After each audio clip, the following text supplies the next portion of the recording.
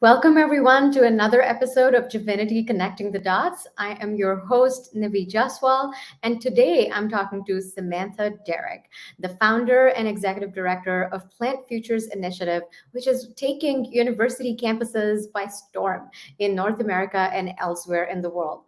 With her mission to bring a plant forward consciousness to education and offer vital industry connect, Samantha has a vision for the future of food systems, and veganism and plant based lifestyle and diet like no one else. And in doing so, she and her team are connecting the dots for students, faculty, educators, industry leaders, and indeed for anyone touched, moved, and inspired by their relentless efforts. I am so excited to welcome you to the show, dear Sam. And let me actually bring you on to the stage just now. Hi there. Hi, Nivi. How are you? Very good. Thank you so much for being on the show with us. Thank you so much for having me. I'm excited to be here. You are most welcome, Samantha. So let me start with asking a question I ask of all of my guests. Were you always vegan? Were you raised vegan? Did you eat differently? How did the journey look for you? Yeah, I was not raised vegan. I was not always vegan, but I did become vegan pretty early on in life. I was 12 years old, and that was really the turning point, I'd say, of my entire life when everything changed. It was kind of my wake up call when I realized what was happening in food systems and animal agriculture. So, what happened, I was actually reading my local newspaper, and there was an article about PETA and some advocates who were doing work with PETA. And I was curious, I had never heard of PETA. So, I went online, looked up their website, and one of the first things I saw was the video that a lot of people are familiar with. I think it's called Meet Your Meat, and it was undercover footage of slaughterhouses. So I saw it and I couldn't even get through 30 seconds of the video. I mean, I was stunned. I was shocked. It was depressing, horrible to look at, and I had no idea that this was happening in food systems, and especially the food that I was eating was coming from these places. So I was very disturbed. I just kind of froze. I was shocked. And I decided in that moment, I'm never, ever going to support this industry again. Like that was it for me. Like I could not eat animals after watching that. So I remember that night I went to my parents and I was crying and they were like, what happened? And I told them what I had seen. And I just couldn't believe it. And I told them I'm never going to eat animals again. So thankfully, my parents were extremely supportive. And I think that was a big part of my journey. They, of course, were making all of my meals at that age.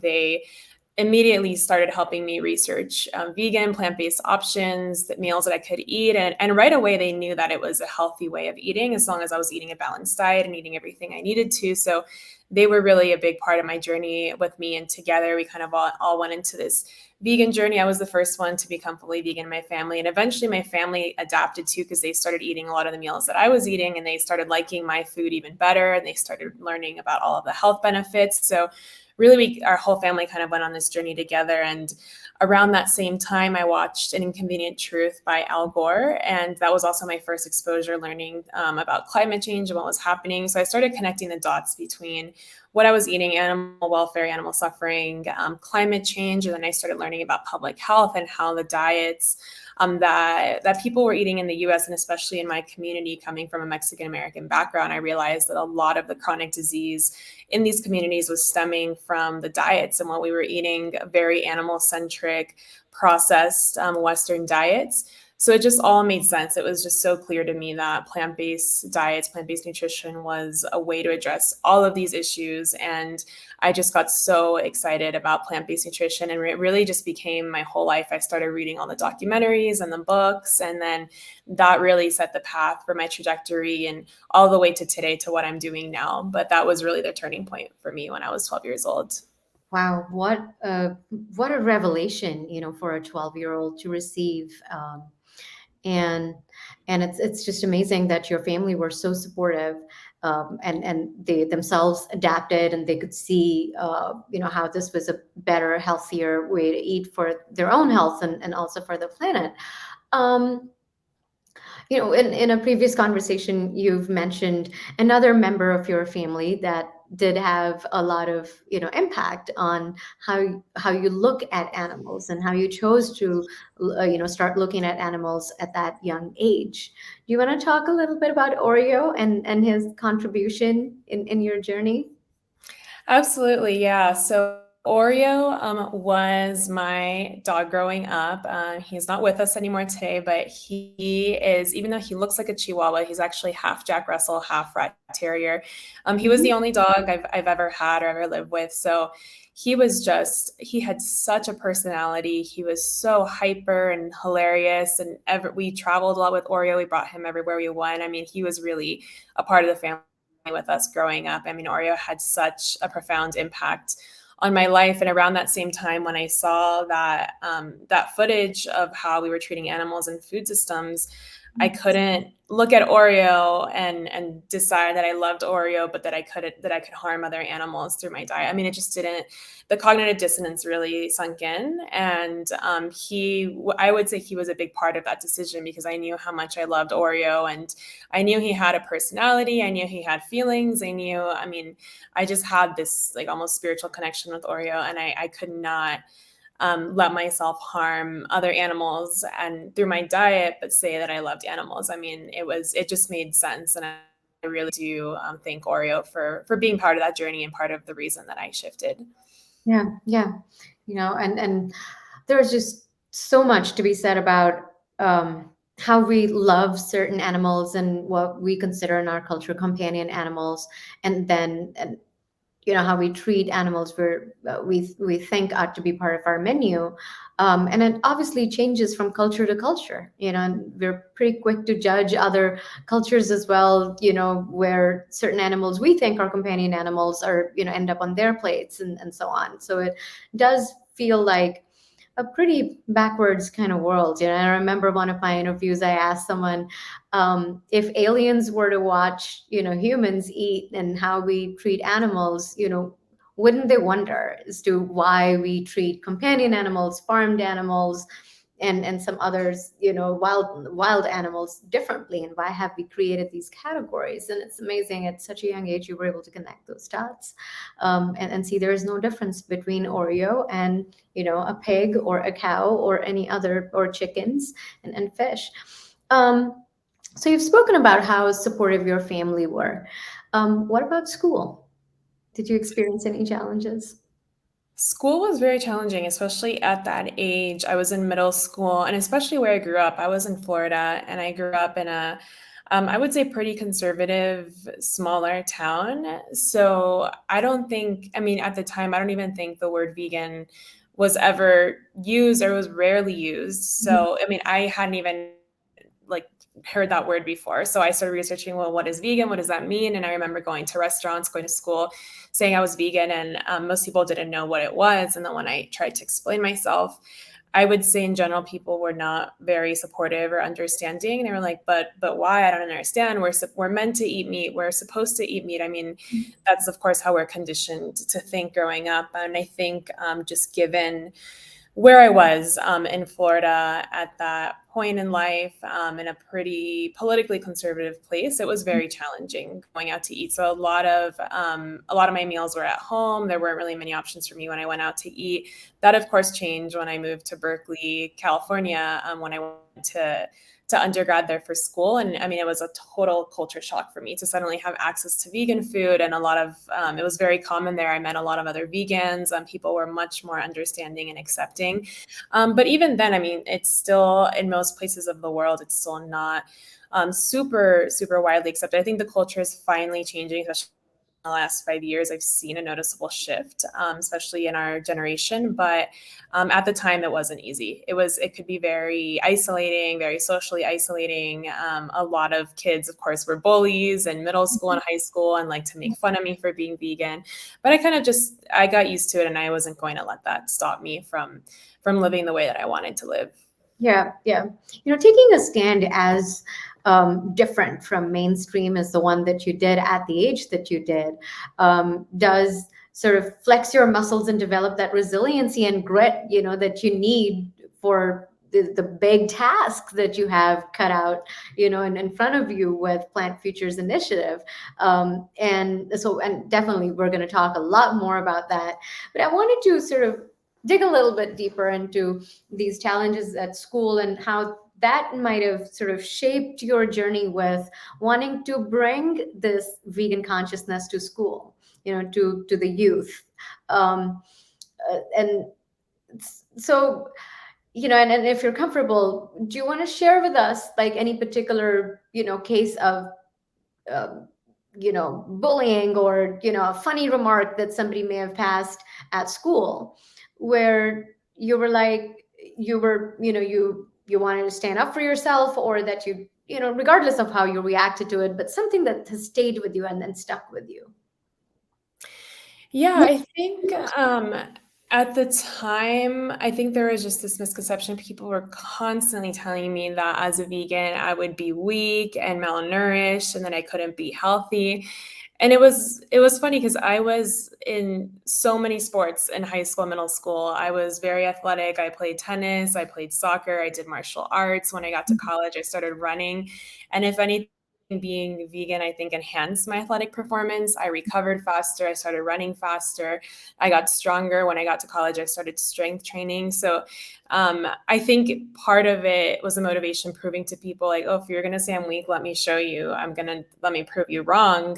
So if anything, I think that almost was a catalyst for me. I think when people tell me I can't do something or something is not possible, I try even harder to prove to them, no, in fact, I can. And this is even a healthier way of living. So it's funny because at no point did I ever feel unhealthy or malnourished. I actually remember there was a very distinct moment when the first time I told my doctor when I was young that I had become vegan. I went with my parents, and my doctor was so shocked and told my parents that I had to be extremely careful, that there was a big chance I was going to start losing my hair and that I wouldn't grow, that I wouldn't get taller. So my parents were just, I mean, they had done so much research. They were like, no, you're fine. Don't worry about it. And I ended up being, I think, the tallest in my class. I grew at a normal rate, if anything, more than normal. And always had long, healthy hair. I mean, everything that was told to me was just not true. I mean, and it's sad that there's so much information and so many people still say stuff like that, and it scares people away. And it's sad because when you look at the science and the research, it's just not the case. I mean, the science doesn't lie, but it is unfortunate, even in the medical field, even amongst people who are educated, there's still so much misinformation and misconceptions around veganism, not being able to be healthy or strong or grow tall. I mean, it's just not true. Yeah, yeah. Well, thank you so much for sharing that, Sam, because, a lot of our viewers are transitioning vegans. Many of them, are parents and they have children. And there are questions, with parents who are wanting to transition and eat this way, if they can also switch their kids to an entirely vegan diet. And you're absolutely right with the medical fraternity, with the educator fraternity out there, all this usual support resources in the circle of care that children have. Veganism and whole food plant-based isn't necessarily top of mind, and there's a lot of misinformation. And to know that you were tallest in class, you participated in so many sports related activities, and you have beautiful, gorgeous hair, and this is your role modeling for a lot of people out there, who have concerns about raising young people in their house as vegan. So thank you so much for sharing that. This is very useful information. Well, I wanted to talk to you about your ancestry. You mentioned you're Mexican American, and as much as everybody loves Mexican food, we know that there's heavy usage of dairy and also meat, that has happened in this culture's cuisine. Do you want to talk to us a little bit around, the history of how that might have come to be, and were there any beliefs from the Mexican part of your heritage which you specifically had to challenge, and to think differently about Mexican food? Yeah, absolutely. I think this journey veganism very deeply ties into my Mexican heritage and Mexican identity because it changed a lot of what I was eating, of course, was Mexican. My mom grew up making a lot of Mexican food, and like you said, it's very dairy heavy, it's very meat heavy. So at first, when I made this shift, I did kind of for a moment, I felt like I was going to lose parts of my tradition and parts of my culture because I was familiar with Mexican food that was very animal product heavy. That was what I grew up with because that is the Western American diet. Yeah. Western and Mexican American diet is very animal centric. It's very processed. But it is actually not at all reflective of what the native Mexican diet is like. And at the time, I didn't know that. So I started researching more about just the history of Mexican food and where a lot of the staples that originated in the Mexican diet, where it came from, and how the culture changed, starting from colonization to the westernization of the Mexican diet with the imports of American food. So I actually ended up writing a whole paper on this in grad school on the history of the Mexican diet, and that it is actually, in fact, very plant-based, largely plant-based, the native diet. That is mostly what Mexicans were eating before colonization, a lot of plant-based foods. And even to today, if you go to Mexico, there are these huge markets, mercados, full of fresh produce, legumes are a big part of diet, fruits, vegetables. And at the time, I didn't know that, but the more I started researching, I actually got fascinated to learn that that plant-based was a huge part of Mexico's history. I mean, maybe not a 100% vegan, but largely plant-based, very close to vegan. I mean, meat was very uncommon, maybe sometimes once a month, depending on the region of Mexico that you lived in. It was more of a specialty item. But then when the Spanish got to Mexico, they introduced way higher amounts of animal products, and especially dairy became a big part of the diet that didn't exist before. And over time, and then you go all the way to the westernization of the food system when the US started importing and the food system got all industrial. They started importing a lot of American food here.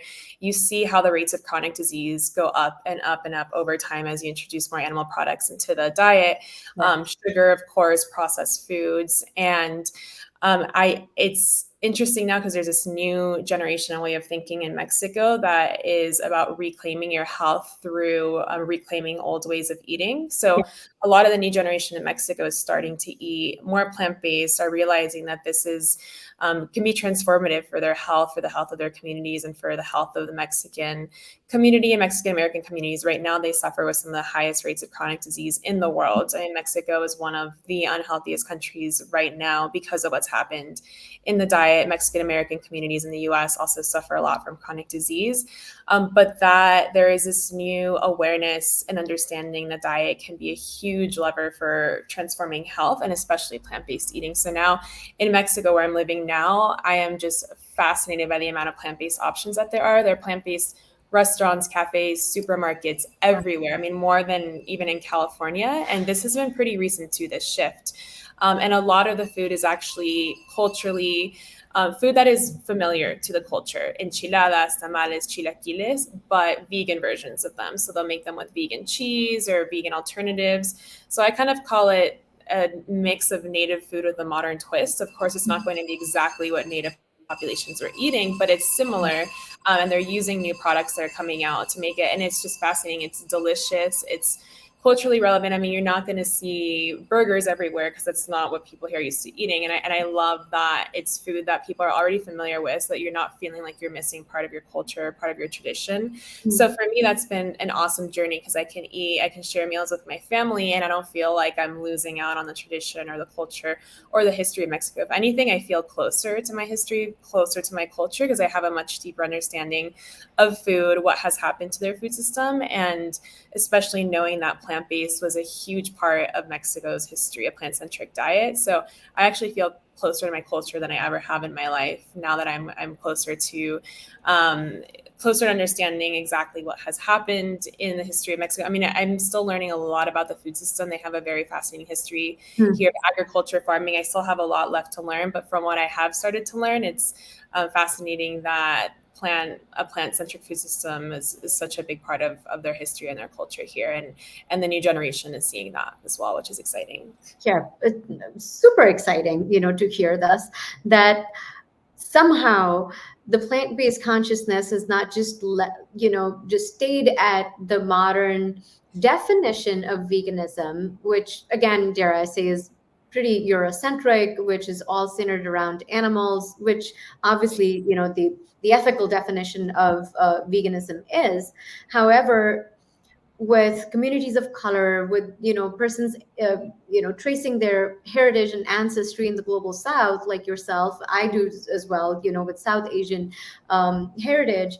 It's just so amazing that there are more and more layers that go beyond, and then you think about colonialism, you start peeling back those layers, and you start to understand, well, what was this 400 years ago, what was this 1,000 years ago, and then you start discovering how the design of our food systems is just so artificial and so consumed with and riddled with the history of invasion and war and conflict and all of that violence and toxicity. And no wonder there's a lot of speciesism that has, as a result, being embedded in the way how indigenous cultures, used to eat. So tell me this, and I'm very curious, because in India, you've got a very it's a very clear definition of this is Western diet and this is Indian diet, and then people would be like, oh, this is Indian vegetarian, and they will include dairy in it. But then with a more vegan twist of, using vegan milks and vegan cheeses and so on, so that that palate can be satisfied. But then there's this rising consciousness of, well, even dairy wasn't included in the way our ancestors used to eat. So then people are going back and re-indigenizing their plates, and trying to revive some of the old seeds and some of the old plants and some of the old recipes, which they believe were consumed in that part of the world. Do you see that differentiation starting to occur in Mexico as well? Yeah, absolutely. A lot of the native staples, a lot of the native crops that people ate here, including wheat lagoch is one example. It's the um, fungus that grows on the maize, or it's part of the maize, and it's this kernel that the indigenous populations ate. And there are restaurants here that you can go to that serve these native recipes, indigenous recipes, and they are just delicious. The most incredible flavors, the most amazing food I've had in my life. They cook it the way the native populations cooked it, the same style. And most of these foods at these restaurants that serve more native plates are vegan or plant-based. I mean, they aren't dairying them because that dairy was not part of the diet at the time until the Spanish arrived and brought dairy into the country. The native populations were not eating this. So you can actually go to many restaurants in Mexico that serve this food, and kind of by default it is vegan, which is amazing. And then of course they have the specialty vegan restaurants as well in addition to that, but it is so accessible and so easy to find here. And one piece of information that I actually find super interesting too is before the Spanish arrived, the Aztecs actually had a much longer lifespan. And once the Spanish arrived and introduced dairy, introduced a lot of these foods that are in the Mexican diet, now you see their lifespan start to decrease and chronic disease go up. So it just goes to show like how powerful a plant-based diet was for their health and for the health of communities, and the effect that it has had since then until today. And just seeing how much the population right now is suffering with chronic disease because of what we're eating. And I think a lot of people aren't making the connection to diet and what happened with colonization and what happened with westernization. I think there is a growing awareness, but there's still a long ways to go around making that connection and really seeing that plant-based eating can be so transformative for the health of the entire country and populations here. Yeah, absolutely. And making that connection with the epigenetic impact of colonialism is just so incredibly important. And it's neither talked of nor researched, so with this, I would love to move over to what you're doing at this point in time, and what you did at Berkeley. You briefly mentioned your undergrad, and I want to learn more. um, so so Florida, and there were some challenges, and then you moved to California. Culture shock in a very positive way, because Berkeley is very plant forward.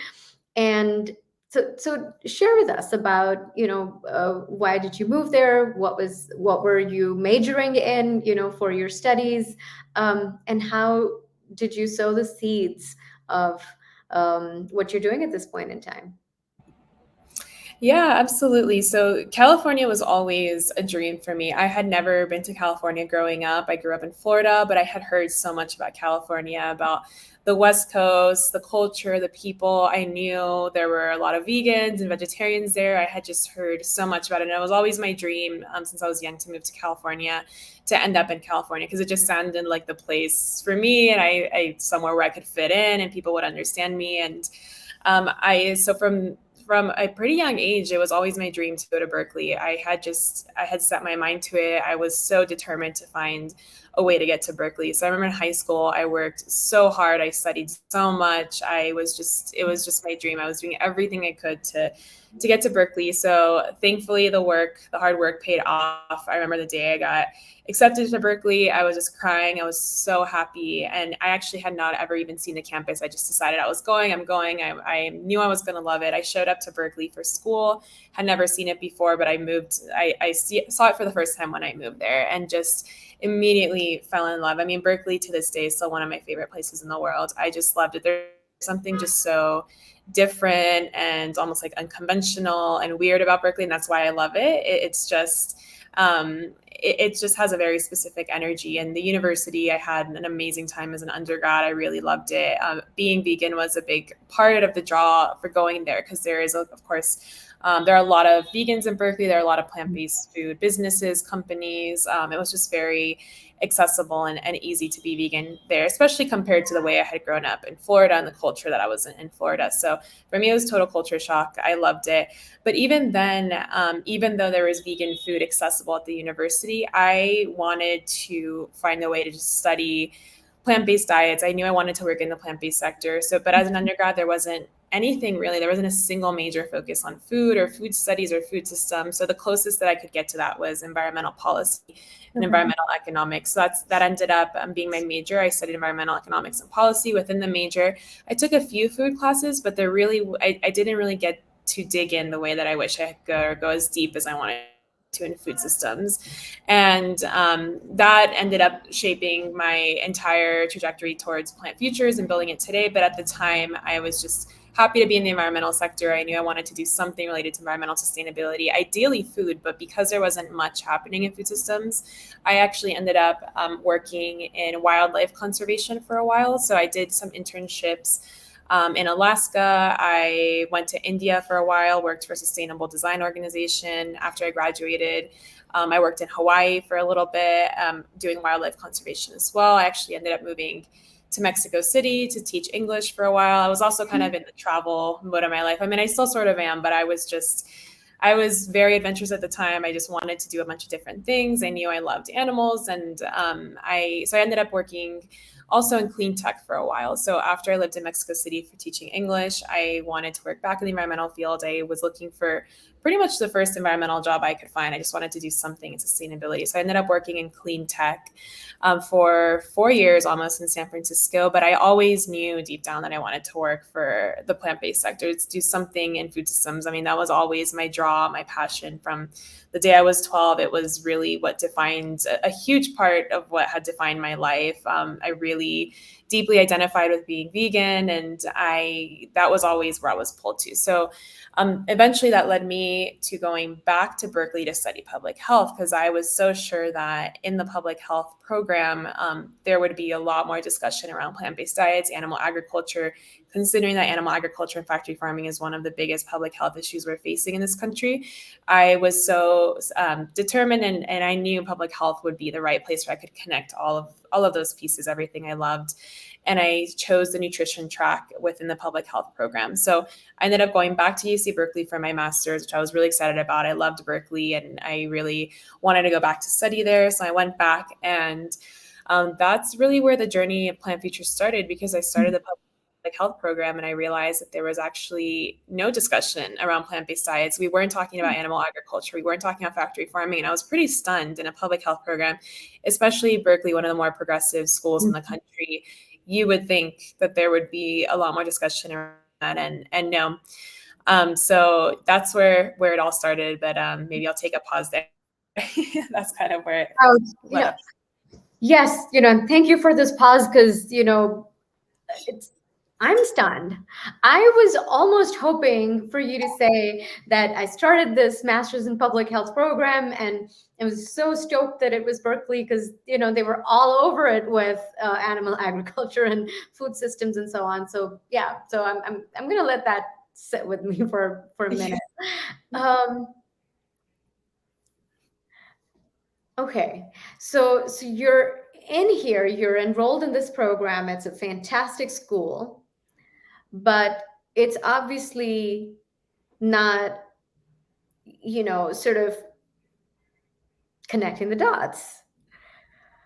And so, how did you influence, if you could and if you did, the curriculum to steer it towards what you wanted your education to be? It was a journey. For one, I did everything I could to bring up this topic in my classes, especially my food classes and nutrition classes. I would always bring up plant-based eating, animal agriculture. I would try to integrate it into our group discussions. And very often when I would bring up vegan diets or plant-based diets, it was almost immediately dismissed either by a professor or by a classmate saying, well, is the Impossible Burger really much healthier than a regular burger? It was funny to me that veganism and plant-based diets always just got categorized as the Impossible Burger. And then the conversation would stop there. Well, it's so processed, it's unhealthy.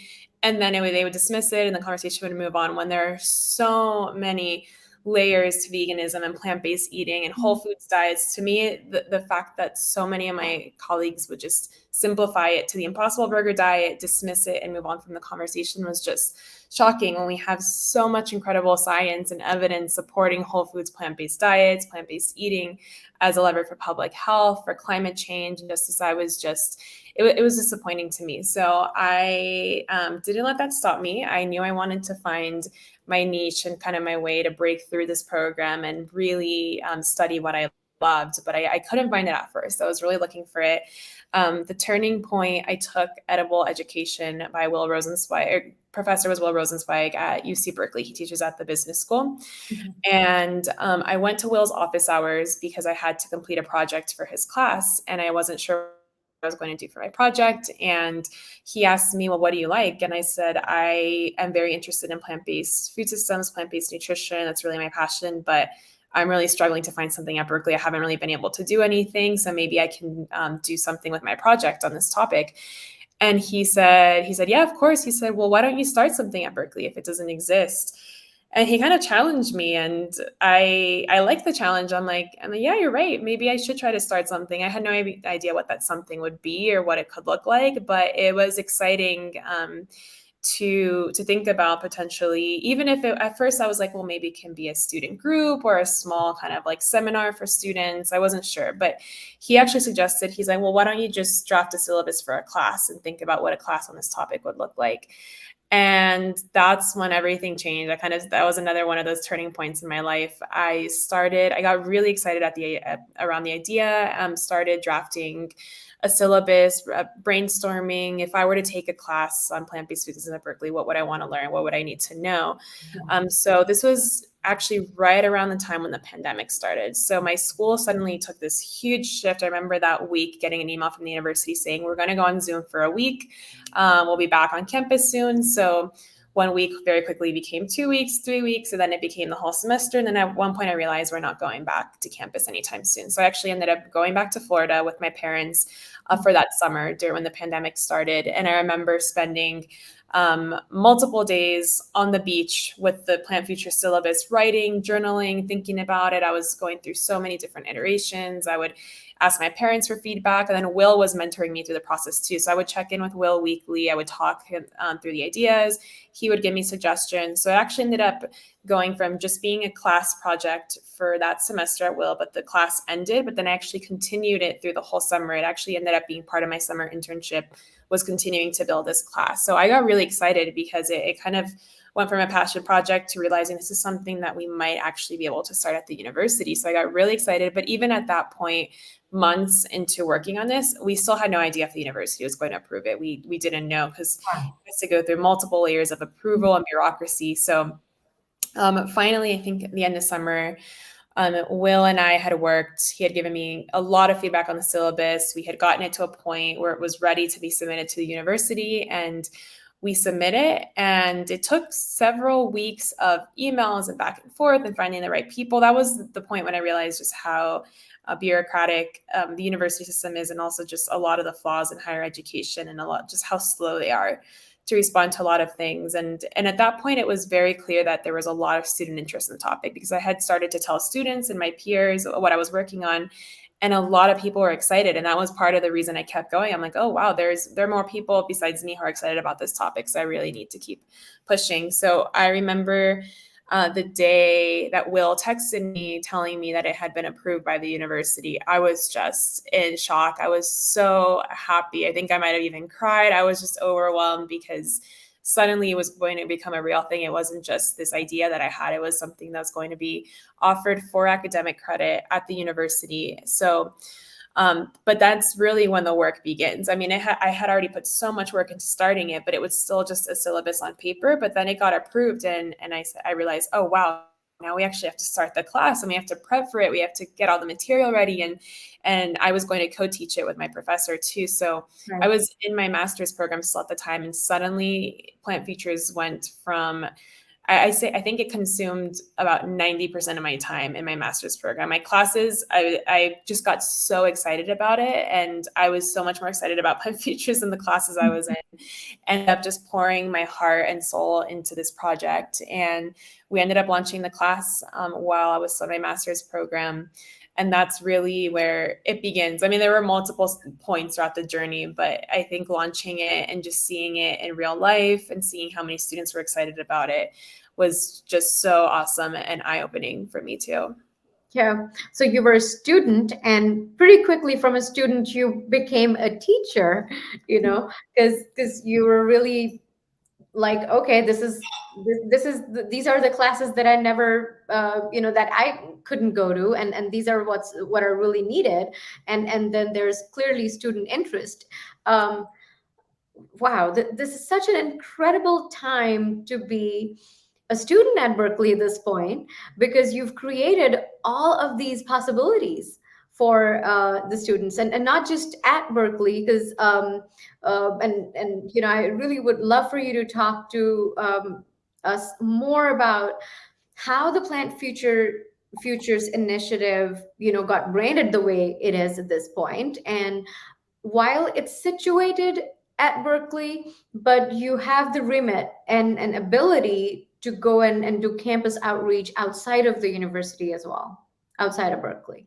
So tell me, how does that work? And I'll also quickly, in the meanwhile, for our viewers, bring up the amazing team that you have, so you can talk to us a little bit about the team as well. Yeah, absolutely. So when this launched at Berkeley, it was just an academic course at UC Berkeley offered to the business school for UC Berkeley students. But what happened is when we launched the first class, and maybe just to give you a little bit context around the class and how it works, it was a two-part class. We had the Plant Futures Symposium, which we call the Introduction to Plant-Based Food Systems, and that's a 2-day crash course on plant-based food systems. So that was offered for 1 unit of academic credit at the university. We opened it up to students from all majors, everything from undergrad, PhD students. And what we did for that first part of class is we invited a bunch of guest speakers from different parts of the plant-based sector to talk on a whole variety of topics in plant-based food systems. So everything from climate, nutrition, social equity, innovation, entrepreneurship, anything and everything happening in plant-based food systems at the time. We had a lot of amazing founders and CEOs. The first year, we had a really phenomenal lineup the first year that we ran the symposium. And we ended up, I think, attracting around 500 people total the first time we ran the class. And this was all during COVID, so it was all virtual. So we were able to run this virtual event. We had this whole team of volunteers and students helping me run it virtually. I had never hosted an event in my life, especially not virtually. We had to get all the conference technology up. So we had during that process of marketing the symposium and letting students on campus know that this was going to happen, there were so many UC Berkeley students excited. I think of the 500 people, we had around between 200 and 300 UC Berkeley students, but so many students from other campuses found out that this was happening. So I was getting daily emails, students from other campuses saying, hey, can we audit? Can we join the class? And part of our mission is to make this information accessible as widely as possible. We want students to learn about this. We want people to know what's happening in plant-based food systems, and we want to get students excited to work for plant-based food companies. So of course, I wanted everyone who wanted to attend to be there. So we actually ended up opening it up to the public, and we had students from dozens of other universities join the symposium. It was so awesome. We ran the symposium. It was a super fun event, a lot of amazing talks, very inspiring, exciting, so much amazing feedback from students. But that was just part one. In that process of planning the symposium, we were trying to think of a more like, what could a semester long class look like in addition to symposium? This is just kind of the crash course. Here's everything happening. But we wanted students to have the opportunity to develop more skills and applied learning experiences where they could really develop the skills that they needed to work for plant-based food companies. So in that process of planning the symposium, we decided to plan for the Plant Futures Challenge Lab, which is the second part of the course. And that's where students get to work directly with organizations and companies from the plant-based food sector on an innovation challenge that company or organization is having, with a mentor from that organization for an entire semester, 14 weeks. And then they present a deliverable to the organization or the company at the end of the semester. They work on multidisciplinary teams. So we had public health students working with business students, nutrition, data science, just an amazing mix of students, very talented students. We ran the challenge lab. We had a really awesome cohort the first year. We had Miyoko's, Califia Farms, Tofurkey, Blue Horizon. We had a lot of great organizations. And what was awesome is all the organizations and companies took the students' work and implemented it into their companies. So it was really a win-win. The students were learning, they were developing skills. The companies were connecting to these amazing, talented students and receiving really valuable work from them. And we realized through that first class that we ran, the Challenge Lab, that we were building, not just giving students these applied learning experiences in the companies, access to these students, but we were really building a talent pipeline. We were really connecting academia to the sector, and that's something that just doesn't exist right now. There are very few resources on campuses for students, including myself, who want to work in the plant-based sector. There just aren't resources. There isn't support. If a lot of MBA students, there's a lot of resources for investment banking and finance, and that's where the funnel goes. But for students who want to work in food systems, there's nothing. And that's a problem, because if we have talented, smart students who want to work for these companies and there are really clear ways to get there, they're going to go for other jobs because it's difficult. And that's an issue, because for the issues that we are facing, the challenges that we are facing in our food system right now, we need talented, smart people solving these challenges. I mean, they're some of the biggest challenges our world has ever faced in history, and we need the right people taking on these challenges. So it's a huge problem. And we realized through that experience at Berkeley that there weren't resources at Berkeley. So that's why it started. But then when other students were reaching out from other campuses asking, can we audit? Can we join the class? We realized this is actually a gap everywhere. I mean, this just doesn't exist on any campus, very few resources. So that was really the catalyst. That was that eye-opening moment where we realized this can exist on other campuses, and it should exist, because it doesn't. So then around that time, I was getting close to graduating, and Will talked to me, and he said, he asked me, he said, Sam, how would you feel about starting a 501c3, an educational nonprofit, the Plant Futures Initiative, so that we can start this program on other campuses? So that's where the story for the nonprofit began. So I graduated and I said, of course. I mean, Plant Futures was my life at that point. I had invested so much time, and I was just so excited, and to have an opportunity to keep growing on this, to keep working on the project, to keep follow that entrepreneurial journey that I had started. I feel like I was always an entrepreneur at heart. I love just kind of creating things and kind of taking an unconventional path and my own way of doing things. So I got so excited because at the time I didn't know what I was going to do after graduating. I was still figuring it out. And this was just the perfect trajectory to keep working on something that I loved and that I was so excited about. So at that point, I graduated and we started the 501c3 and we started fundraising. Now I have a whole team that works with me, and the nonprofit has grown quite a bit since then. And I was very fortunate. My team is amazing. Brittany and Nina on the right, I actually met when I was a student at UC Berkeley. I was very fortunate. They were also very excited about plant-based food systems, very talented, smart, and they were just an amazing and a very important part of the journey with me. They helped me with running the class, launching it that first semester. And then Cynthia, what I met after I graduated, Will introduced me to Cynthia, and she really helped me with getting the 501c3 off the ground, getting it up and running. And they all work with me now. We have even a bigger team now, but they are my co-founders in this journey. They really helped me get it off the ground, along with Will, my advisor and my mentor. Yeah. What an incredible journey, from just a seed of an idea, for all of these different classes that you wish that you could have audited and studied and all of that, and to actually going ahead and creating an entire curriculum and now blossoming that into a 501c3 and reaching out. So talk to us pretty quickly, about the guiding values and the framework. And I have that up for our viewers as well. Yeah, absolutely. So our vision and our mission is to accelerate the transition to plant-centric food systems by equipping the next generation of food systems leaders. But our core values and framework is around multidisciplinary education and systems thinking, and acknowledging that we need students from all different backgrounds, academic experience, academic disciplines, lived experiences to solve these challenges. These challenges should not and are not siloed into one discipline. I think oftentimes in academia, we are very siloed into our bubbles. I was in the public health program. I was only ever exposed to public health classes, to public health students, same with the business students and the MBA students. So part of our guiding kind of framework and way of designing the program is to break those silos. We call it silo busting, and to really put students, put them together on teams with students from other programs, other ways of thinking that they haven't been exposed to before. Mm-hmm. So we designed the program and the challenges and the companies that we work with so that they're multidisciplinary in nature. So all of the challenges we work with, all the companies, we work with them to scope these challenges and these ideas to make sure that in addition to, often there's a business component, even if you're thinking of go-to-market strategy for a new product or messaging, how do we message this new product? We also want them to be thinking about the role of nutrition, the role of climate. How do all of these ideas and all of these challenges intersect with each other? And how do we get a team of students with different disciplines to solve these challenges? Because that is much more reflective of the real world and what's happening. In the real world, you're not just going to work with all public health students or all MBA students.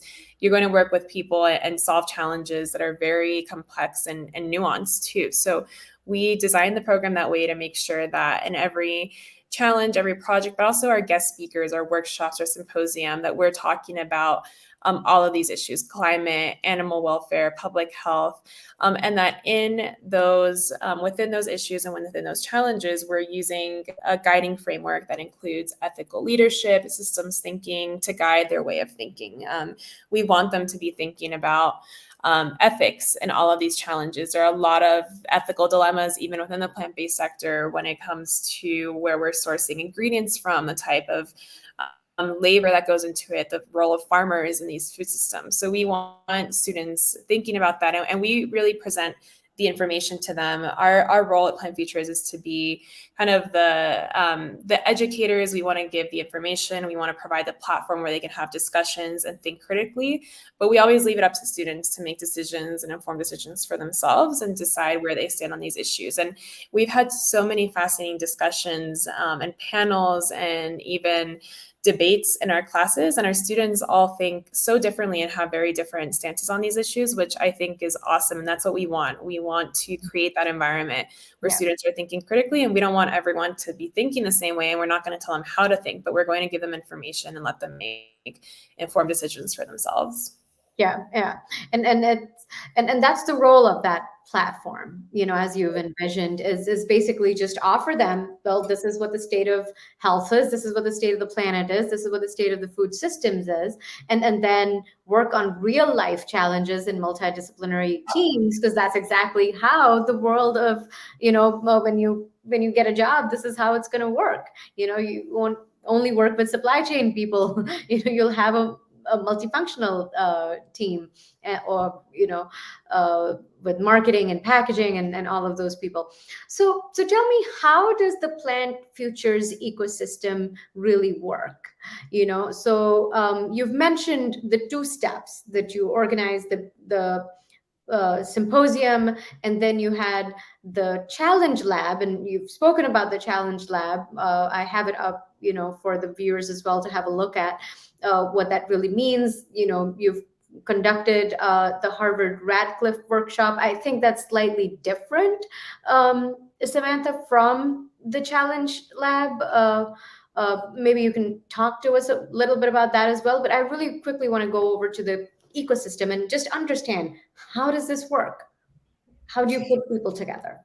Yeah, absolutely. So the two core parts of Plant Futures are the curriculum, which is a symposium and challenge lab that I spoke to, and what I call the movement. We're really building a student-led movement on different campuses. So the way we've done that is we've been starting student chapters on different campuses. So we have Plant Futures chapters on close to 30 campuses in different parts of the world right now. And what we're doing through the student chapter network is we're really empowering and equipping students to be plant-based food leaders on their campuses. We're really starting and initiating the plant-based food community on campuses because they don't exist in many places. A lot of the students are experiencing what I experienced in high school, where they feel very isolated. They're not finding the right support or community that they need. So we're really helping to start those communities and activate students to be leaders on their campuses. So we have done everything from supporting them with running their own events on campuses, inviting speakers, hosting potlucks,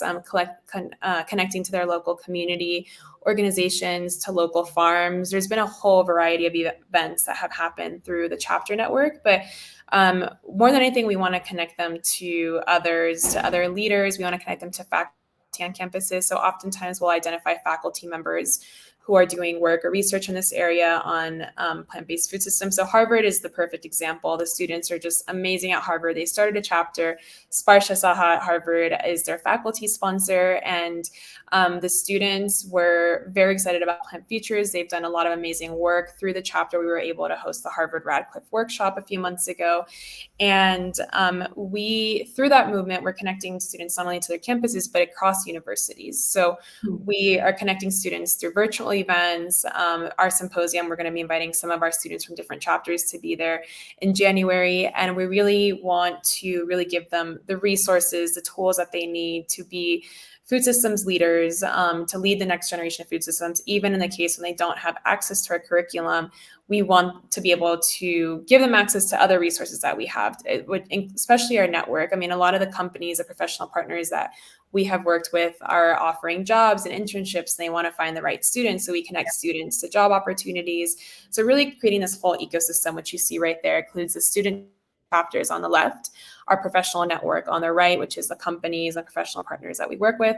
And in the middle, you see our programming, which is Symposium, Challenge Lab, and webinars. And we connect this ecosystem through our programming, through our events, and with the resources that we have. So we're building this globally. Right now, we're mostly based in the US, but we've just started to branch internationally, and we have some exciting plans to expand globally next year, which we're really looking forward to. Yeah. Give us a flavor of the different types of countries, like the non-North American countries that your chapters might be in, so the viewers know.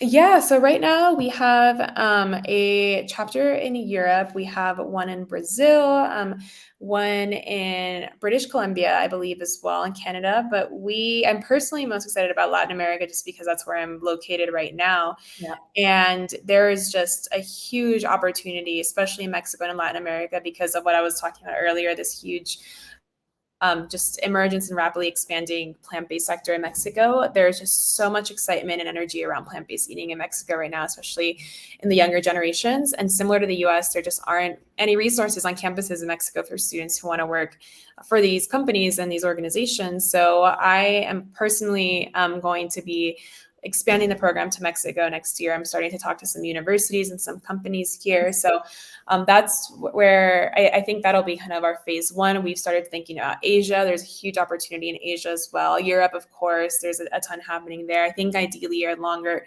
term vision in the next few years would to have regional parts or regional chapters all over the world, have maybe a director of Latin America, director of Asia, and Europe, kind of coordinating that part of the world. And that is our longer term vision. Oh gosh, yes. You've got to have India on the map too. It's the next, talent exporting country. And I can tell you this, that when I graduated business school in, 2004, there was absolutely none of this consciousness, that was brought to us in the business school. And it was, you're right. There's this whole employer branding investment that happens in processed food and beverage companies, especially with animal-centric supply chains, do such a terrific job of marketing themselves and, almost sort of luring, talented students to think that they've arrived if they work for so and so, and they've really made it in life. And the kind of packages monetarily that are on offer and the perks and so on, it's just unbeatable. So it's an absolute essential, the work that you're doing with creating this platform and honestly giving vegan companies and plant conscious organizations an opportunity to have access to the talent, and also giving the talent an opportunity to know that there are alternatives, that they just to be employable and to earn a decent living, they don't need to sacrifice their values. This is so needed. Thank you so much, Samantha. We're, almost to time, but I also wanted to sort of talk about,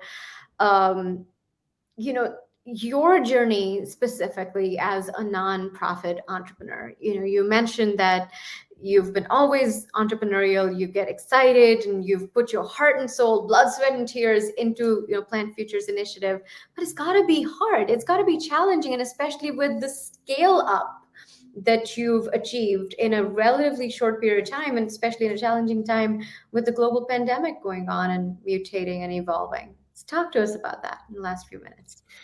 Yeah, it's been an incredible learning experience for me. I mean, I learned so much every day because I've never started a nonprofit. I've never started an organization before. So every day it's challenging for me. It is a lot of work. I love it. I joke that I don't work 9 to 5. I work 9 to 9 a lot of the time, but I love it. I mean, at the end of the day, it's just so deeply aligned with my values, my vision of the world, my vision of food systems. I mean, I get to wake up every day to do a job that is so deeply aligned with everything that I believe in. And it's not something I take for granted or that I take lightly, because I realize that a lot of people will never have the opportunity in their life. So I'm just super grateful for the work that I get to do this every day. And although it hasn't been easy, I mean, there have been a lot of challenges. Fundraising, for one, raising money, especially as a female founder, it's a lot harder than it is for men. When you see how much money goes to female founders compared to men, it's nothing. And we have to work so much harder to prove ourselves. And that's been very challenging. It can be very frustrating too, even talking to climate foundations that are not connecting the dots between diet and climate change. The amount of conversations I've had at foundations, assuming that they would be investing in this kind of work, nothing. I mean, they're not making that connection. So a lot of it is even just educating people and bring awareness, because a lot of the world is still not very aligned with this vision or not thinking about this. I mean, I think it's still in a very nascent stage, even though sometimes it feels like everyone knows about this and is talking about it. It's still very new. And I think there's still a lot of education that still needs to happen around these topics. Universities are very difficult to work with sometimes. They're not fully aligned with the vision, but I think those difficult moments are the most important ones for me to keep pushing forward and to remind myself why I'm doing the work and the importance of this work. And especially when I hear from students whose lives have been impacted by this work, that's really the motivation I need every day to keep going. And more than anything, when I'm around animals, that's really the most important thing for me. I mean, when I see animals and I remember what's happening to them in food systems, I don't need anything else to keep me pushing forward to do this work. And at the end of the day, I'm just super grateful for it, even though it's challenging and it has consumed a lot of my life in the last couple of years. Yeah. And that is the nature of calling. You've actually discovered your purpose and calling that a lot of people on the on the planet just would die to know what it really is and probably never even ever figure out. But you have, and you're creating the future for so many different students, for and it's quite a journey for the collaborators as well who are working with you, especially universities, because you're challenging them to take stock of where the future needs to go, and how the present day systems aren't geared for it necessarily. It's just awesome every single time we catch up, Sam. I learn so many new things about not just the work that you're doing, but also about your journey as an entrepreneur, as a female entrepreneur, as someone with Mexican heritage, and someone who understands how the forces, and both the seen and the unseen forces of colonization of our past, are impacting not just our present, but you're determined to change the future.